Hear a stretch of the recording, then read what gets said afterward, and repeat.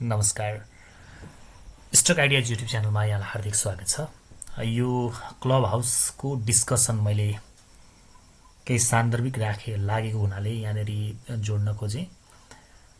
यसको आधारमा मात्रै सेयर बजारमा तपाईँले कारोबार नगर्नुहोला। सेयर बजार आफैमा एउटा जोखिमको क्षेत्र हो।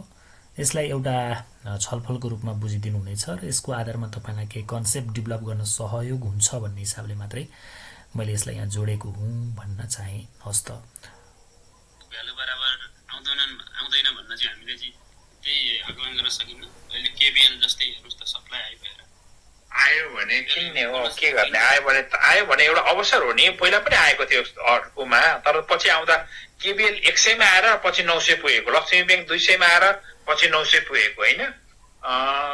यी सबै कम्पनी बङ्गलादेश ब्याङ्क हेर्नुहोस् 105 मा आयो, 110 मा आयो होइन। बङ्गलादेश 110 मा आयो, 105 मा आए।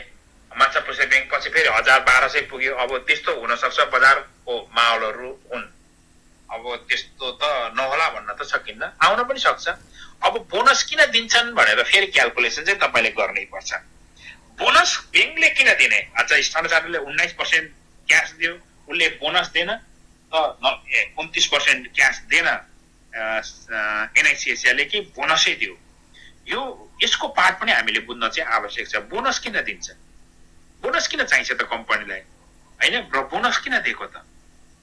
कम्पनीले आफ्नो बिजनेस गर्नको लागि उसँग जस्तो डिपोजिट छ त्यो डिपोजिट उठाएको डिपोजिटलाई लेन्डिङ गर्नको लागि पनि उसलाई बोनस दिने कि क्यास आउट गर्ने भन्ने चाहिँ हुन्छ। अब क्यापिटल एडुकेसी रेसियोको आधारले ऊ ठुलो क्यापिटल एडुकेसी थियो, जति पनि एकदमै आनन्दले बसेको थियो स्ट्यान्डर्ड चार्टर, त्यसका 19% क्यास दियो।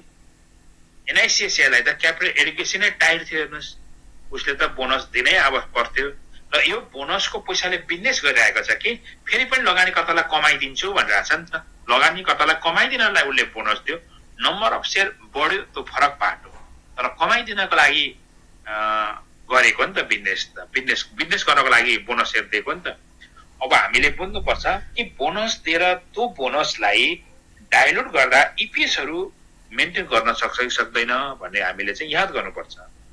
कुनै हाइड्रो पावरले बोनस दिन आवश्यक थिएन, तर बोनस दिँदाखेरि यति बोनस दियो भन्ने हिसाबले लगानीकर्तालाई भुल्याउन दिएको हुन सक्छ। तर ब्याङ्कले चाहिँ लगानीकर्तालाई भुल्याउन बोनस दिएको होइन।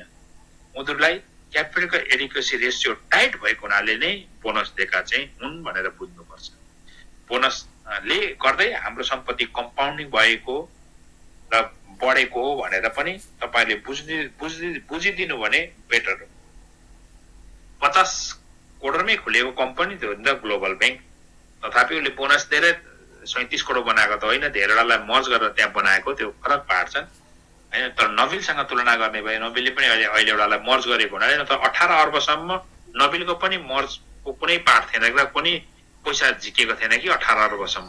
जहाँ 3 करोडमा कम्पनी खोलेर 18 अर्बसम्म बोनसको बोनस दिएर त्यो कम्पनी त्यहाँसम्म बनाएको हो होइन। उसको सुरुको पुँजीसँग तुलना गर्ने भए त यो इपिएस त धेरै माथि हुन सक्छ नि, सुरुका लगानीकर्तालाई को हिसाबबाट हेर्ने भए होइन। यी फरक पार्टहरू छन्। हामी कुन एङ्गलबाट हेर्छौँ, कुन एङ्गलबाट कुरा गर्छौँ भन्ने चाहिँ फरक पार्ट हुन्। अबको 10 वर्षमा हेर्नुहोस् त ल, 10 वर्षसम्म अबको पैसा राख्दा तपाईँलाई 8 देखि 9 वर्षमा डबल मात्रै हुने सम्भावना छ ब्याङ्कमा एफडी राख्दा। तर धेरैवटा कम्पनी यस्ता छन् तपाईँको पैसा 10 वर्षमा 5 गुणा 7 गुणा 4 गुणा चाहिँ कम्तीमा हुन्छ। डबल त धेरै कम्पनी हुन्छ हेर्नुहोस् होइन। डबलमा क्यास डिभिडेन्ड त तपाईँले 10 वर्षमा डबल राखेको पैसाको बिचमा क्यास खान पाउनुहुन्न। यहाँ त 10 वर्षको कम्पनीको डबल भन्दा पनि माथि भयो र क्यास डिभिडेन्ड पनि खान पाउनु भयो होइन। यी कुराहरू चाहिँ छन् र इन्फ्लेक्सनलाई पनि बिट गर्छ। त्यसकारण स्टक मार्केट फरक पार्ट हो। अब टुप्पोमा किनेको छु, यति किता किनेको छु, अनि त्यो किता चाहिँ कहिले बढ्छ भन्नेलाई पो यो बजार तनाव हो त। तर उहाँलाई त थाहा थिएन 1700 पुग्नु अगाडि त 315 मा 300-400 पनि त एनआरआइसी थियो। 400 पनि 100 किता किनेर 1700 पनि किनिदिएको भए त 880 मा आउँथ्यो होइन। यी फरक पार्ट हुन्। यो सबै कुराको अनुभव थिएन होला। त्यो अनुभव सेयर होस् भनेर हामी निशुल्क क्लब हाउसमा आएको। मलाई त लाग्छ आफूले घमण्ड गरेको होइन, गर्व गरेको। प्रत्येक सुन्नेले 1-1 लाख दिँदा पनि हुन्छ क्या, जसले करोड रुपियाँ हाल्छु भन्यो भने। यत्रो अनुभव, आफू डुबेको कहानी, व्यवहारिक कहानी, यो सबै कहाँ तपाईँलाई सुन्न पाउनुहुन्छ? को मान्छे छ जसले अभर परेका बेला यस्तो भयो म भनेर हामी हौँ कि बजारको बेरिसको कालखण्डमा पनि स्टक मार्केट बढ्छ है भनेर सेयर सिकाउन आयौँ। तपाईँहरू सबैले बजार झुम्ली हुन्छ, तुम्ली हुन्छ, बोकेर हिँड्नुपर्छ, भाग्नुपर्छ भन्थे धेरै मान्छेहरूले। पर्खिनुहोस्, आउँछ दिन। अब कहिले आउँछ त्यो डेटको ठ्याक्क मिति गते बाद ज्योतिषी जस्तो भन्न नसकेको हुन्छ, तर दिन आउने छ नै। आउनको लागि चाहिने नीति बनाउनेमा लाग्ने हो, मैले लबिजम गर्ने हो कि तपाईँको दिन फलोस् भनेर। र यसका स्टक मार्केटमा कोही पनि ज्योतिषी छैनन् र नेपालका कुनै पनि ज्योतिषीले सही भन्न सक्दैनन्। किन राजा वीरेन्द्रको हत्या पनि भयो क्या, तर त्यस बेला पनि राजपुरोहित पनि थियो, राजाको पनि ज्योतिष थियो। राजाको ज्योतिषलाई पनि थाहा थिएन कि जेठ 19 गते रातरबाबकै सबै परिवारको हत्या हुन्छ भनेर, होइन?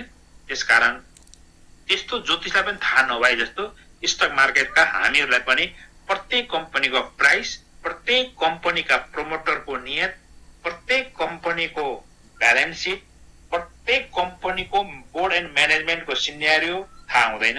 र होल समग्र यो ग्रह, यो पृथ्वी ग्रहको रहेका 200 वटा देश, 200 वटा देशमा 44 वटा भूप्रदेशीय राष्ट्र, ती राष्ट्रका रणनीति, उनीहरूको वाद, उनीहरूको प्रगति त्यो मलाई थाहा हुँदैन। भारतले हाम्रो लान्थ्यो लाँदैन थियो यति त मलाई थाहा थिएन हो।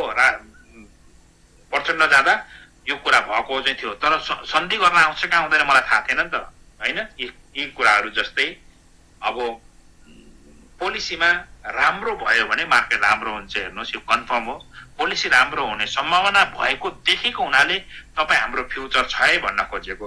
यो तपाईँ हाम्रो फ्युचरसँग राज्यको फ्युचर पनि जोडेको हुन्छ, यो कुरा पनि बुझ्न आवश्यक छ। हामीले राज्यको कर पनि बढ्दै जान्छ नि, फेरि तपाईँ हाम्रो कमाइ मात्रै बढ्दैन, राज्यको कर बढ्छ, ब्रोकरहरूका आम्दानीहरू बढ्छन्, यी फरक पार्टहरू छन्। हामी हाम्रो मार्केटलाई अन्तर्राष्ट्रियकरण गरौँ, मेरो कुरा यति हो। यसमा तपाईँले मलाई साथ दिनुहुन्छ भन्ने विश्वास लिएको छु। यति कुरा राखेँ, धेरै धेरै धन्यवाद। सुभाष सर, सरले चाहिँ बोनसको बारेमा भन्नुभएको थियो। सुभाष सर नमस्कार है। मैले त्यो सरले बोनसको बारेमा जुन कुरा गर्नुभएको थियो नि, एउटा सानो यही विषयमा मैले अलिकति जोड्छु ल है। कुरा के हो भने, जस्तो कम्पनीहरूले एउटा चाहिँ अनिवार्य रूपमा आफ्ना इन्भेस्टरहरूको लागि जानकारी गराउनु पर्ने दायित्व निर्वाह चाहिँ गर्नुपर्छ, केही कम्पनीले गरेका छन्। यो बोनसकै विषयमा मैले प्रसङ्ग जोड्दैछु है। जस्तो कि एनआइसी एसियाकै कुरा गरौँ न, मलाई थाहा नभएको हो कि अस्ति मात्रै 30% बोनस सेयर भनेर बाँड्यो होइन सर, 29 पोइन्ट समथिङ है। कुरा के हो भने, जस्तो कम्पनीहरूले एउटा चाहिँ अनिवार्य रूपमा आफ्ना इन्भेस्टरहरूको लागि जानकारी गराउनु पर्ने दायित्व निर्वाह चाहिँ गर्नुपर्छ, केही कम्पनीले गरेका छन्। यो बोनसकै विषयमा मैले प्रसङ्ग जोड्दैछु है। जस्तो कि एनआइसी एसियाकै कुरा गरौँ न, मलाई थाहा नभएको हो कि अस्ति मात्रै 30% बोनस सेयर भनेर बाँड्यो होइन सर, 29 पोइन्ट समथिङ कति बाँड्यो होइन, 30 मा भनौँ न।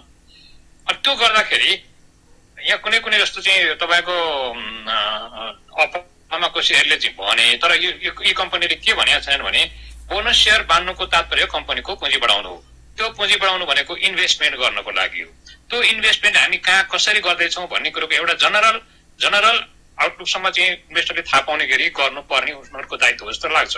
तर धेरै कम्पनीले त्यो गर्दैनन् सर। यति % बोनस सेयर निकालियो भन्छन्, त्यो बोनस सेयर अब हामी कहाँ कहाँ इन्भेस्टमेन्ट गर्दैछौँ, कस्तो खालको चाहिँ हाम्रो बिजनेस ग्रोथको लागि हामी लगानी गर्दैछौँ, या भवन बनाउँदैछौँ कि जग्गा किन्न पर्ने बेला जग्गा किन्दैछौँ कि शाखा विस्तार गर्दैछौँ कि होइन, अब के गर्दैछौँ, ट्रेनिङ अब के कस्ता प्रोग्राम इन्भेस्टमेन्टमा गर्छौँ भन्ने कुरो चाहिँ भनिएको हुँदैन। खालि बोनस सेयर मात्रै भनेपछि इन्भेस्टरलाई चाहिँ अलिकति त्यो विषयमा है अन्धकारमै राखिएको हुन्छ जस्तो लाग्छ मलाई चाहिँ। जस्तो तपाईँको त्यो अप्परको सिधै हामीले यो बैंकको लोन तिर्नको लागि भनेर हो, बाँकी रहेको 80% चाहिँ हामीले चाहिँ त्यो रोलबालिङ खोलाको चाहिँ हामी चाहिँ आयोजनामा चाहिँ सर्वेको लागि हामी खर्च गर्छौँ भनेर चाहिँ उनीहरूले बोलेका थिए।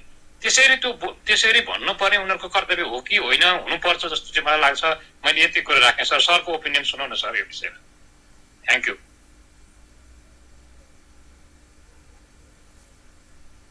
बिल्कुल सर, बोनस सेयर भनेको आवश्यक परेर मात्रै वितरण गर्ने हो, नभए क्यास दिने हो।